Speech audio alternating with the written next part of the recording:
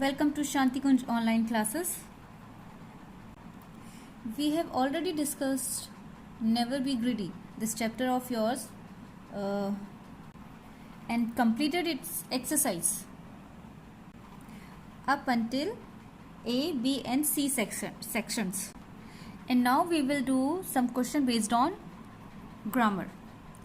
Let's see. Sometimes there are nouns within a noun. For example bedroom, इनको अलग अलग किया जाए तो बेड एक नाउन है और रूम भी एक नाउन है, so they are together a noun. But इनको अलग करेंगे तो भी बेड अलग अलग होगा और रूम अलग एक नाउन बनाते हैं. चलिए देखिए इसमें क्या करना है. Now right the nouns hidden in the following words. हमें कुछ वर्ड्स दिए गए हैं, आप देख रहे हैं. इनमें से हमें हिडन नाउन्स जो होते हैं उनको निकालना है. जैसे कि हमने यहाँ bedroom, for example bedroom was given, ठीक है. बेड अलग, रूम अलग, ये दोनों ही अलग अलग नाउन्स है. उसी तरह से हमें यहाँ भी करना है. ग्रास लैंड, तो इनको भी आप अलग कीजिए और नाउन का पता करते हैं. ग्रास लैंड में ग्रास और दूसरा वर्ड है लैंड, तो ये दोनों अलग अलग नाउन्स हैं. उसी तरह से कोर्टयार्ड, इसमें कोर्ट एक नाउन है और दूसरा yard. Rainbow, rain is a noun, bow is also a noun. Birthday, bird is a noun, day is also a noun. Newspaper में news and second word is paper. These both are nouns. Handbag में hand and second word is bag. ये भी noun है. Sunbeam, sun और second word है beam. तो आप समझ के इसमें हमें क्या करना है. Good. Now let's start with next question. बच्चों इसमें हम जानेंगे कि हम दो सेंटेंस जो कि अलग अलग सेंटेंस है उनको एक में किस तरह से ज्वाइन करते हैं और इस तरह का जो सेंटेंस बनता है उसे हम क्या कहते हैं. तो आप यहाँ देखिए इन सेंटेंस को पढ़ते हैं. जैसे कि दिस इज अ गर्ल और दूसरा सेंटेंस है she help me to cross the road.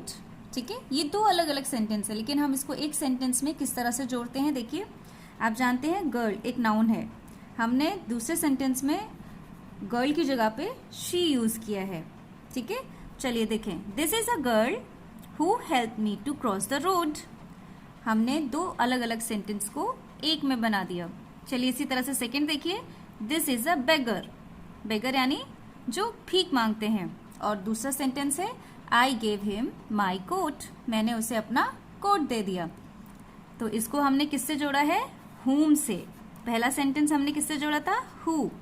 चलिए इसे पढ़ते हैं. This is the beggar whom I gave my coat. ये एक बेगर है जिसे मैंने अपना कोट दिया था. थर्ड देखिए. This is a little boy, ये एक छोटा बच्चा है. इसका सेकेंड सेंटेंस है his parents came to meet me, उसके पेरेंट्स मुझसे मिलने आए. इसको एक सेंटेंस में कैसे किया. This is the little boy whose parents came to meet me. ठीक है, उसी तरह से डी ऑप्शन भी देखिए. This is the place. Second है माई मोबाइल वॉज स्नैच्ड, है ना, ये वही जगह है. और सेकेंड सेंटेंस में स्नैच्ड का मतलब है मुझसे छीन लिया गया था. ठीक है, तो इसको एक सेंटेंस में हम कहेंगे this is the place where my mobile was snatched, यानी ये वो जगह है जहां पे मेरा मोबाइल मुझसे छीन लिया गया था. नेक्स्ट सेंटेंस देखिए. दिस इज द हाउस और इसका सेकेंड सेंटेंस है it was build bye my grandfather, ये एक घर है जिसे मेरे ग्रैंडफादर ने बिल्ड किया. तो हमने इसे किससे जोड़ा है, देखिए यहाँ पर. This is the house which, ठीक है, हमने इस सेंटेंस को विच लगा के जोड़ा है. This is the house which was build bye my grandfather.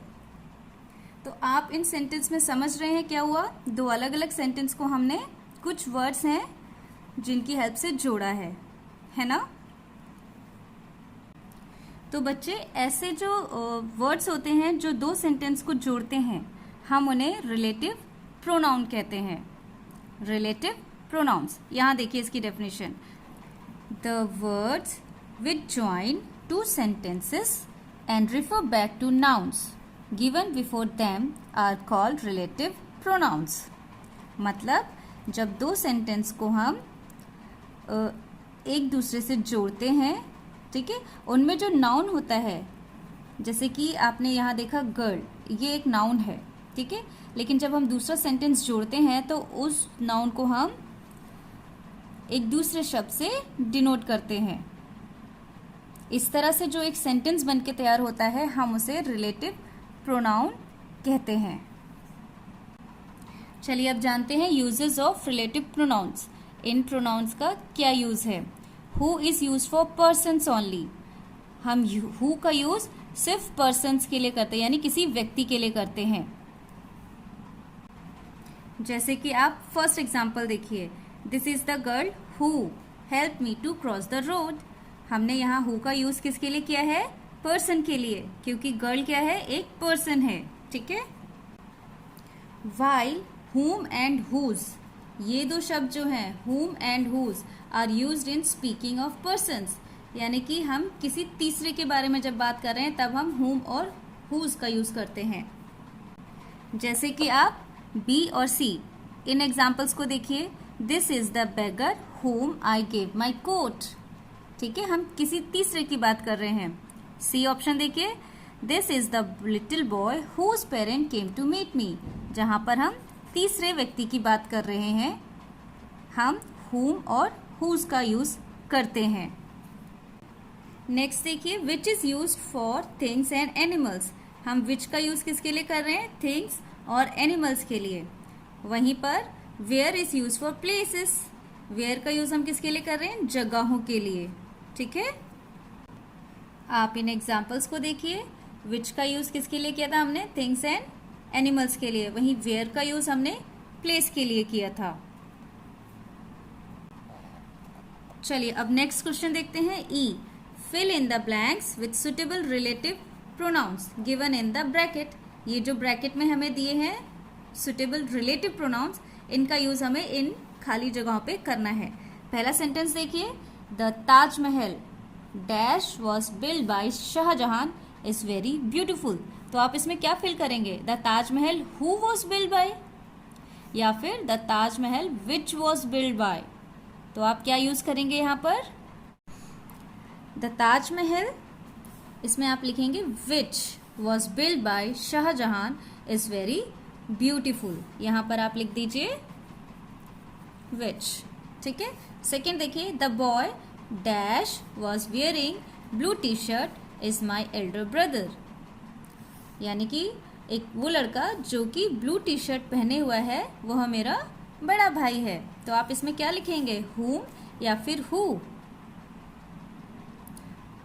Sentence फिर से देखते हैं, the boy whom was wearing blue t-shirt is my elder brother, या फिर आप कहेंगे the boy who was wearing blue t-shirt is my elder brother।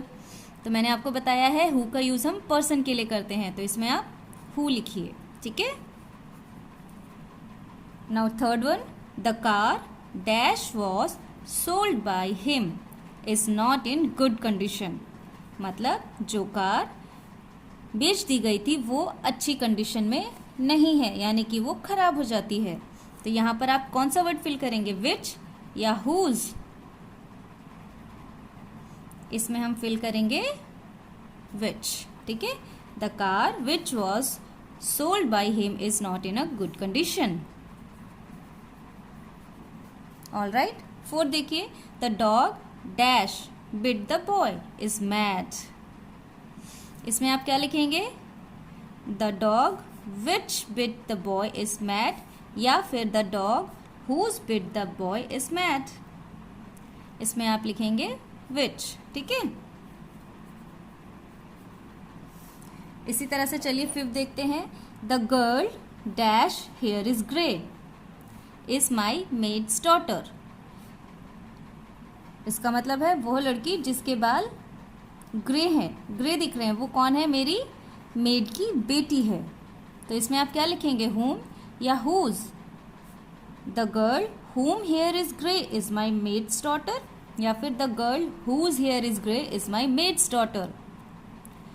तो हम जब किसी तीसरे व्यक्ति की बात करते हैं तो हम whom या whose का यूज करते हैं, और यहाँ पर हम यूज करेंगे the girl whose hair is grey is my maid's daughter।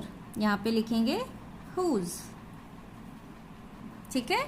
Next देखिए, the book dash I was looking for is nowhere in the market, यानी कि वह किताब जो मैं मार्केट में ढूंढ रहा था वो मुझे कहीं नहीं मिल रही। तो इसमें आप क्या लिखेंगे, विच या हुज। चलिए सेंटेंस एक बार करके देखते हैं। The book which I was looking for is nowhere in the market, या फिर the book whose I was looking for is nowhere in the market. तो आपको मैंने पहले भी इसका रूल बताया था कि हम विच का यूज़ किसके लिए करते हैं, थिंग्स और एनिमल्स के लिए, और जबकि हुज का यूज़ करते हैं हम किसी तीसरे व्यक्ति के लिए। तो यहाँ पर हम लिखेंगे the book which I was looking for is nowhere in the market. ठीक है।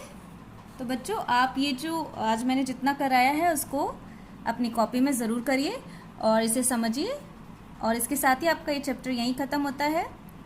इसे सुंदर राइटिंग में अपनी कॉपी में करें। तब तक आप सभी अपना ध्यान रखें, स्वस्थ रहें, सुरक्षित रहें।